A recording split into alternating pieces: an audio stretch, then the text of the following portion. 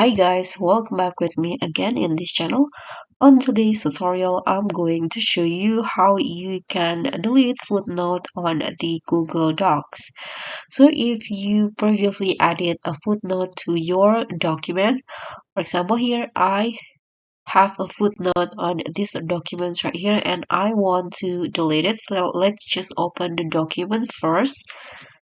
So here on the first page, I have a footnote here at the bottom.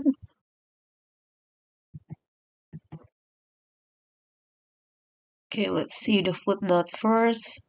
Okay, so this is the footnote that I said before, and how you can delete it, because when you right click on it, there's no such thing as a delete or remove footnote.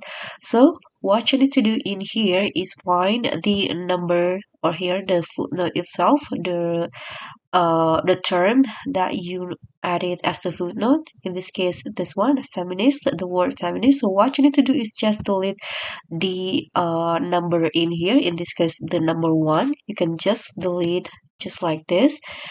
So when you scroll down at the bottom of the page, now the footnote will be deleted like the number.